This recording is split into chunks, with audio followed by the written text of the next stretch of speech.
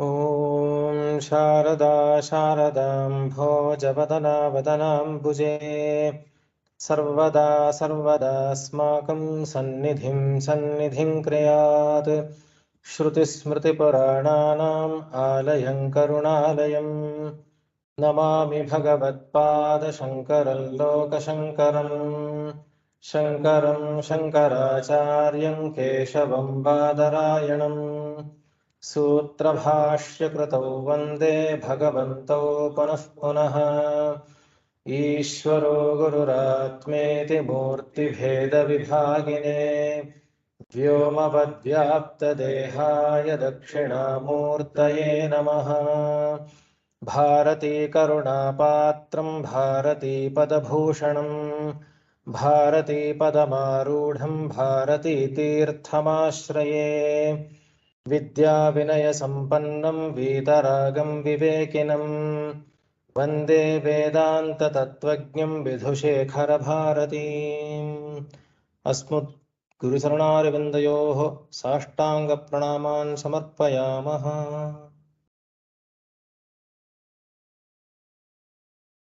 Thank you, Doctor.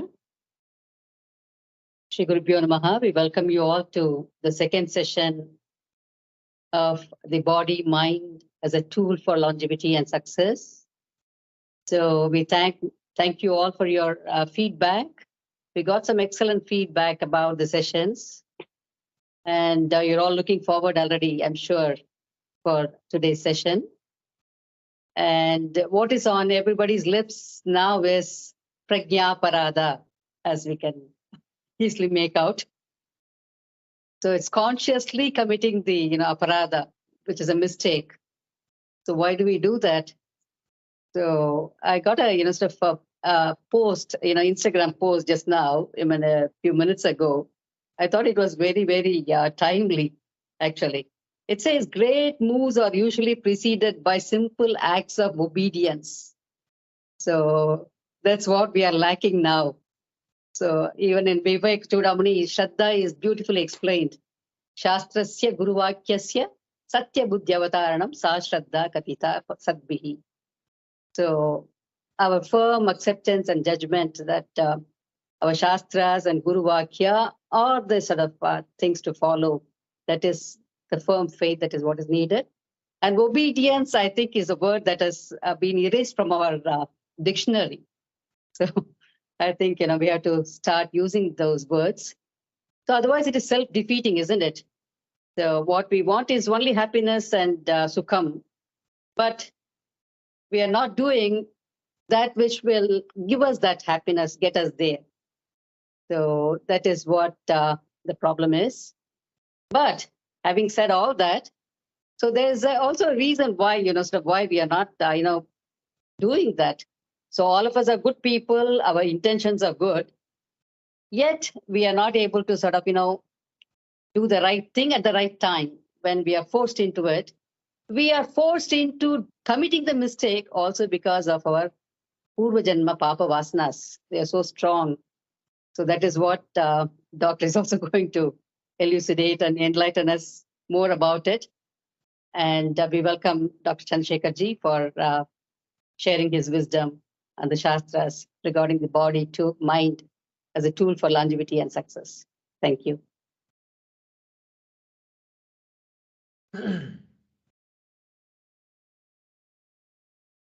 Just to have a recap as to what we learned in the last session.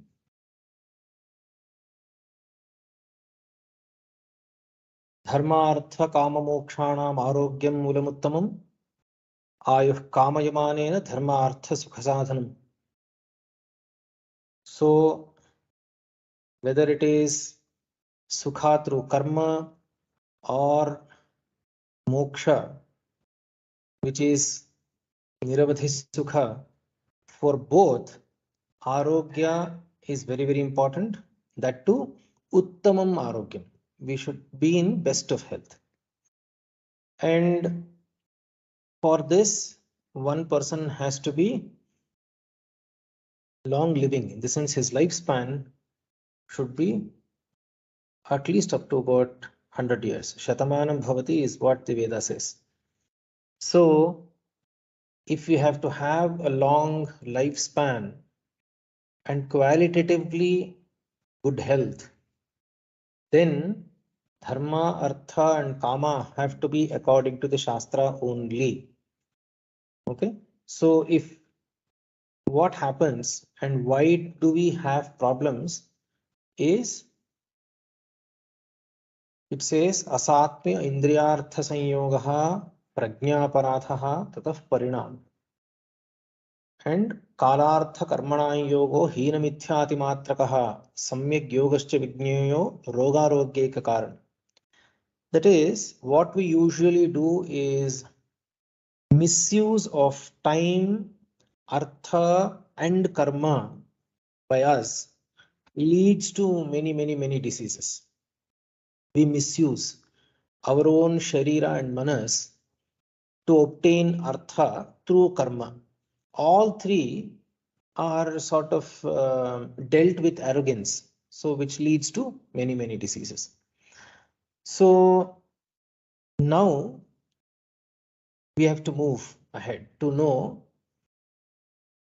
if this is so, if I have to come out of this particular a very problematic situation where if I know what I'm doing is wrong, then if I have to do what is right, then I have to understand the basic constitution, composition, the constituents of the body, mind, and its relation with ahara, and whether this particular body and mind is what I have obtained. What I've obtained is in relation to any of my karma from the past, and what is it going to have an effect in my next janma, etc., because invariably every person would aspire to be healthy always. A slightest dust particle in the eye will not be tolerated. So it's an automatic reaction from the body to always be on this in the state of sukha. So if we have to perform any karma which is dharmic according to the Shastra, as Kavi Kalidasa says in Kumara Sambhavam, where Parameshwara tells Ambal, Goddess Parvati, that you see you are doing so many things, you are doing Panchagni tapas, etc., but do you know that Sharira Madhyam Khalu Dharma Sadhanam? So Sharira is the first and foremost important thing to do any kind of dharmacharana. So we have to understand what goes into the body and mind, etc., in relation to food and other acharana. Any questions, please?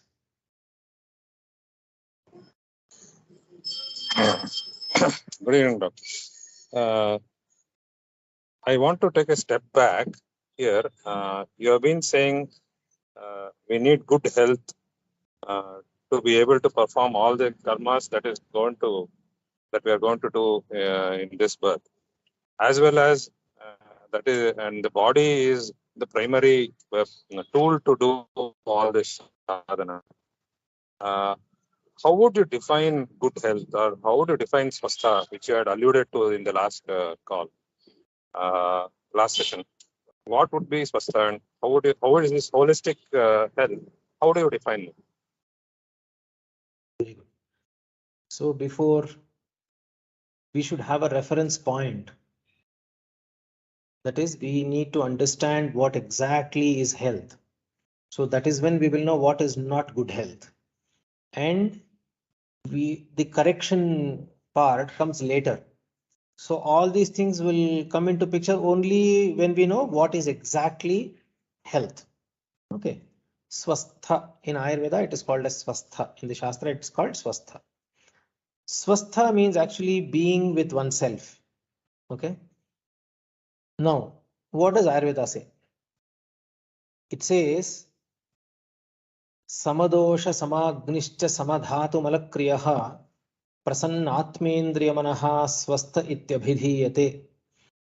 That is, the body is controlled and regulated by the doshas, vata, pitta, kapha, the dhatus, rasa, rakta, mamsa, meda, asthi, majja, shukra, all 7 dhatus, samadosha, sama agni, sama dhatu. Agni is pradhanataha, it is the jaఠaragni, and Ayurveda enumerates 13 different types of agnis in the body. Okay, so one mainly the jaఠaragni, which in Bhagavad Gita it says aham vaishvanaro bhutva praninam deham ashritaha. So pachamyannam chaturvidham. So that is the main jaఠaragni. The other are 5 bhutas, pancha mahabhutas are there. So each mahabhuta has its own agni. Okay, and all sapta dhatus have their own agnis. So what does it, in a very simple way I will tell you what does it mean. So all the metabolic processes, any metabolic process is breaking down of food into smaller molecules which will be absorbed by the body to liberate and generate energy. Okay, so anything that breaks down a larger molecule to a smaller molecule has to be the work of Agni. Okay, so all the 5 Mahabhutas have their own Agnis and all Sapta Dhatus have their own Agnis. These 5 and 7 plus 1 Pradhana Jaఠaragni constitute 13 Agnis. Just one sec, Doc. So sorry to stop you. Can you please, give us the English, words also of the 7 dhatus and whenever you're talking. Yes. So Yes. those who are not familiar with it, Steph. Yes, yes, very true. Yes. Thank yes, you. Yes. Sorry to stop you. Interrupted. No, not at all. Not. So we all know about the Panchamahabhutas. So it is Akashagni, Vayuagni, Agnyagni. Okay, like this of 5 Mahabhutas, Prithviagni, etc. The other 7 dhatus, Rasa dhatu is plasma or the lymphatics, the lymph. Rakta is blood, Mamsa is muscle, Meda is adipose or fat. Now here we should be alert that this is not Medha Mahapranam, it is Meda. Meda means fat. Meda, Asthi, that is bone, Majja is bone marrow, Shukra is the reproductive tissue. So all 7 constitute the Sapta Dhatus. They all have their own Agnis, where when the food gets digested, respective Agnis carry out the metabolism of that particular food particle and convert it into the respective tissues. Samadosha, Samagnishtha, Samadhatu, Malakriyaha. What is Mala is whatever is thrown out. That is Mala, Mutra and Sveda, sweat. That is feces, urine and sweat. All 3 are Malas.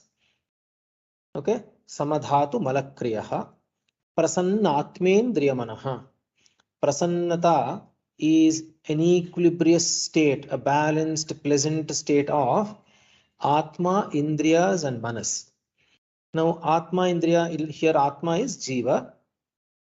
Indriyas are all the Indriyas. Now Indriya here means they are not the organs.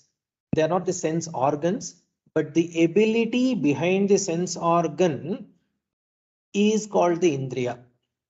Okay, so the ability to hear is called Shravanendriya. The ability to smell is called Gharanendriya, etc.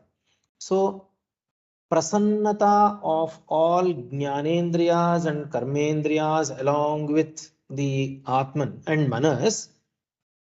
Now, if there is a very balanced state of all the metabolic processes of all these in the body and mind along with the indriyas, such a state is called as swastha. Okay, this is swastha. A very holistic picture of the entire body, mind, and the jiva capsule along with their balanced state of metabolic processes. Next question, please. Namaste, Doctor. We understood that well-being of both body and mind constitutes of holistic health. But can you explain what are the constituents of body and mind itself? Can you please provide more details on this? Thank you. Using the body and mind towards success and longevity and success, don't you think that we need to know the constituents of this particular body and mind along with what is the relation between this body and what it is actually made up of? You see, now when I spoke of the dhatus, mala, agni, etc., what actually happens is, like how we address a problem using a manual when we have a tool which is problematic. So we have to know exactly about the constituents and the modus operandi, actually what happens inside, for us to get into the corrective mode. Okay, so now here the main issue is, what is the body actually made up of? When you said, when I said Indriyas, Karmendriyas, Jnanendriyas, Agni, Dosha, Dhatu, etc., they all are organs and tissues present in the body to carry out different functions to maintain this entire complex. Now, we have to understand, if it has to function, what is the basic stuff through which it survives and functions. Okay, so what is the basic constituent of the entire body? Is, Shastra says, Annamayam hi shariram. Okay, this is Annamayam. There is a difficulty in understanding the Western approach, because when you look at the Western approach, they say, what is the body made up of? Okay, the answer is cells. Body is made up of cells. Okay, now just imagine if I say, so I have to understand what a cell is. Then they say there is some protoplasms and there's some nucleoplasm. So many, lot of terminologies, isn't it? So that gets the person more and more confused and not actually know what it is made up of. Okay, because he cannot relate to those terminologies or the cell which is not visible. Now, see what our Shastras say. Shastras say, Anna aharyate galat adhoniyate ityaharaha. That is, Anna is this, I said, this entire body mind complex is Annamayam. That is, Annamaya means this is actually filled with Anna, it says. Okay, so Annamaya. So when I say Annamaya, slightly get confused as to the kind of Anna is what we eat, food. It looks very different when we have it on the plate. But when Shastra says the same Anna or food is this body, Annamayam, this is what has become the entire body. I have to understand how does it actually happen. You see, so there is a beautiful reference in Taittiriya where it says you have to respect food.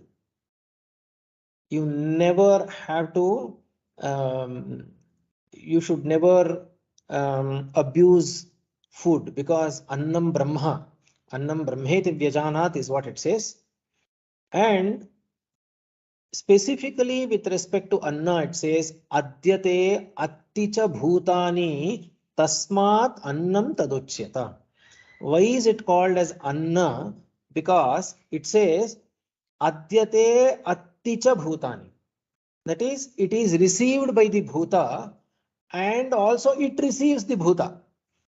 You know, so what it means is anna enters the body, becomes the body, and after a particular point of time, the same anna takes back the body towards its own cause, that is towards anna and prithvi. Okay, from where is the anna come? From prithvi. So basically, we have to understand that the entire body-mind complex is made up of anna. So a beautiful reference to this particular thing is in Chandogya also. That is, instead of actually complicating the issue, if I explain it the Western way, there is a very simple and beautiful way explained in Shastra, the digestive process. Okay, it says, suppose you eat solid food. Okay, there are three kinds of food that you eat. That is all solid food, liquid what you drink, water, milk, etc., fruit juices, etc. The third category is all fat, that is ghee, oil, etc. So it says अन्नमशितं त्रेधा विधीयते यस्थविष्ठो धातुः तत्पुरीशं भवति यो मध्यमः तत् मांसं यो अनिष्ठः स मनः. That is, when you eat solid food, it gets divided into three parts. The gross becomes the feces or the stool, the excretory portion which is thrown out. The middle portion goes to the muzzle, okay, and the subtlest part becomes the manas. That is why we have to always be careful whenever you are eating food. That is the reason we pray before eating food. When we cook food, we pray before starting to cook food, you know. And the most important thing is the manas. So the subtlest part of anna becomes manas. So if anna is not shuddha or pure, manas can always be it can get deranged. Okay, so it will undergo a disturbance. So it should be the right kind of food. And the second one is liquids. All liquids what we take. So पीतास् त्रिधा विधीयन्ते यस्थविष्टो धातुः तत् मूत्रं भवति यो मध्यमः तल्लोहितं यो अनिष्ठः स प्राणः. So the gross part of the liquids what we take get excreted as urination in the urine. The middle part becomes blood, and the subtlest part goes to prana. Prana, here when I say prana, you can actually have correlation to the oxygen, what is flowing in the blood. Okay, what is present in the blood. Okay, so that is what is behind the blood, which basically circulates everywhere in the form of prana. And the third one is all fats, ghee, oil, etc. Okay, so they undergo all three, the same three divisions happen, where the gross part becomes asthi. Okay, the middle part becomes majja. The subtlest part becomes Vak. Okay, so these three, so that is why if we see that in particularly in ladies, when they attain menopause, the calcium levels go down, they become osteoporotic. So the absence of a hormone called estrogen, which is causes menopause, okay, is nothing but Agni. Okay, is the form of Agni. So it is very important that the bone becomes brittle because of lack of sneha or fat. Okay, so whenever we have to address any issue, we have to keep in mind of all these things: what we eat, what is the process that it goes through, and what needs to be corrected. This has to be understood and remembered. I have I answered your question, Harsha? Yes, doctor. Thank you. Yeah. Next question, please. Doctor, I have a question. The way you explained the Anna, the relationship between the Anna and our Deha and Asti, Rakta and all that. So if you think, I mean, one can think that, if we all consume very similar food, maybe we all need to have a similar body and mind and capabilities and so on and so forth. But maybe you can just tweak the question if I'm asking you correctly. So we all look different. Our capabilities are very, very different. And is there any relationship between how we look and our capabilities with the food that we eat? So that's my question. Now, this is a very, the question seems to be short, but the answer probably is very, very long, but I'll cut it short and make it a very brief answer. This, all jivas have their body and mind according to their karma. And because the body and mind survives and sustains from food, karma and karma phala and food are directly linked. Bhagavan sees to it that you will be made to take birth in a particular place where you will have to experience sukha or dukkha due to that particular food that you will have to consume then and there. For example, people are very, very healthy when they are living in India, say. They suddenly go to on some work or something like that, they go to some other place, some other country, and they will probably stay there for say 6 months.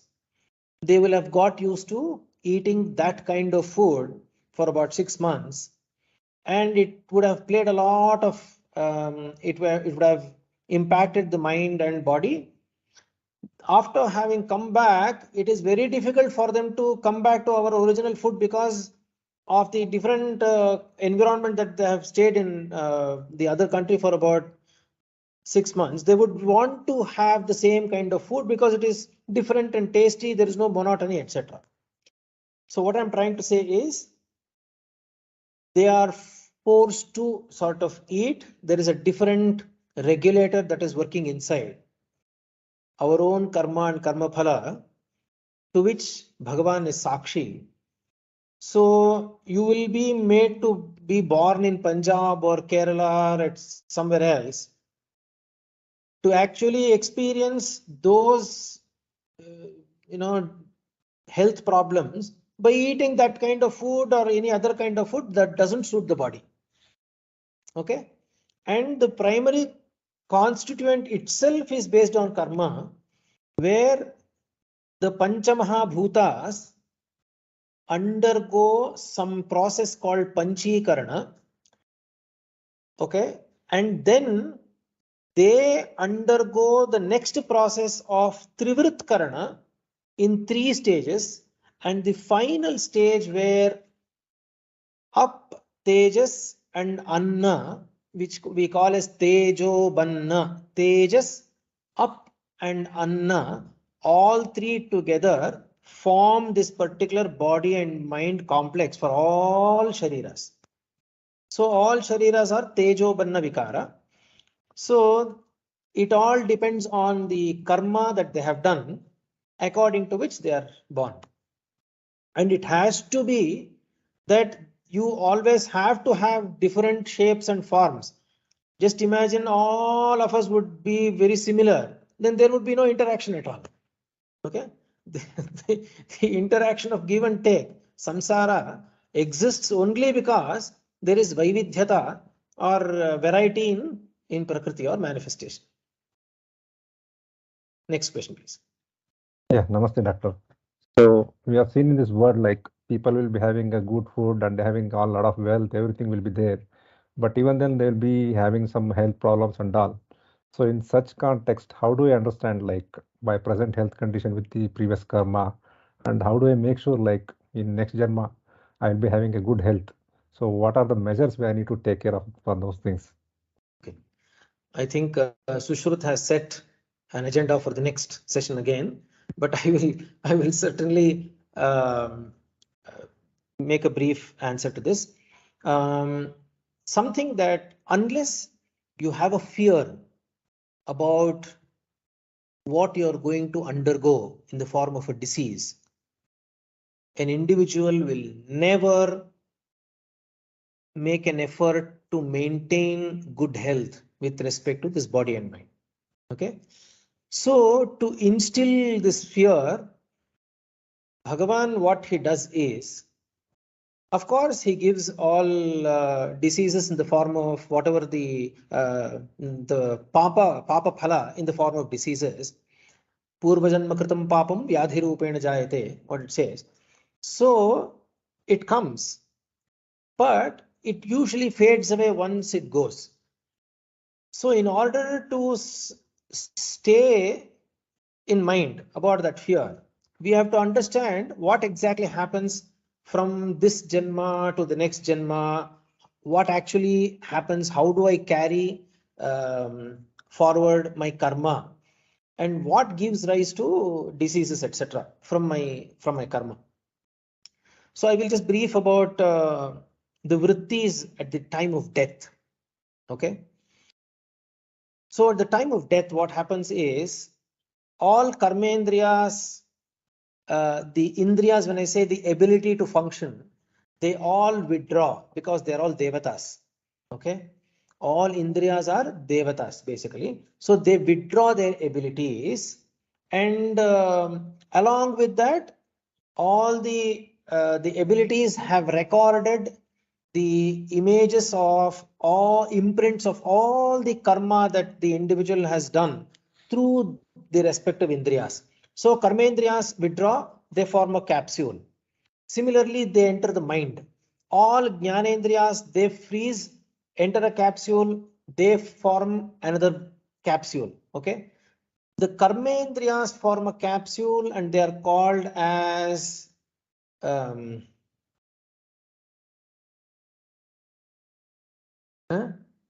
Vagvritti. Vagvritti. Okay. Now all jnanendriyas freeze and form a capsule called Manovritti. Okay. So this particular capsule, which is frozen of Vak Vritti, enters the Manas and freezes with the Manovritti. See, that is why what happens in old age, a person is walking here and there. After a few days, suddenly the body becomes bedridden. And the last stages, when the death is near, the first thing that goes away is the movement and all that. And the walk in the last few minutes or hours, the walk is sort of snatched away. Okay, the walk, because they cannot speak. Okay, then the manovritti is alert. That is the time when Bhagavan gives you our report card of what all we have done in this janma through our body and mind. How well have we maintained this particular body and mind which was given to us to do dharma? Have we done it or not, etc., etc. and that report card is shown in the manas, through the manas. So when we see that, I'm sure people, any individual will shudder with a lot of fear, but there should be there is no gateway to any correction. I can't go back and ask God, say, give me 5 minutes, let me correct something. No, that possibility is not there. And also that you will also be shown what type of janma you are going to face in your next birth. That is the time that you are shown the exact janma that you are going to take. Okay, so where you cannot speak, you cannot do, you are absolutely helpless. Then you just have to simply accept what Bhagavan has given you, and these two capsules enter the prana vritti. Prana vritti is all the 5 pranas: prana, apana, vyana, udana, samana. They all withdraw their shakti, the energies, and freeze into a capsule. So all 3 capsules come together and form one capsule and wait for Bhagavan's signal to leave the Sharira. So along with the Antahkarana, the Prakriti, and the heat that is present in the body, escapes out from the body when the body becomes very cold. And that is what is called as death of the Sharira. Now, all the information about all kinds of karma that you have done in this previous birth is recorded here. So that is what was that you yourself witness in the last stage, and according to that your janma happens in the next. So if a person has to become a diabetic in the childhood, such a sharira is given because that kind of abuse was what you had done in the previous birth. So because now what is the advantage of this? If you know this particular sequence, then it basically creates a lot of fear in you to put your effort to correct your own routine, your dinacharya, your rutucharya, your food habits, doing proper karma, etc., to lead a very long, healthy life. So nice, Doctor. I think Harsha ji should now, understand from all these things, the fear factor is the one in each of these, things that Doctor has elucidated. That is what the, disclaimer, and that is what the one that makes us not to procrastinate, but to start following the dharma that it deserves. Thank you, Doctor. In fact, even devatas do their job very punctually in a very disciplined way.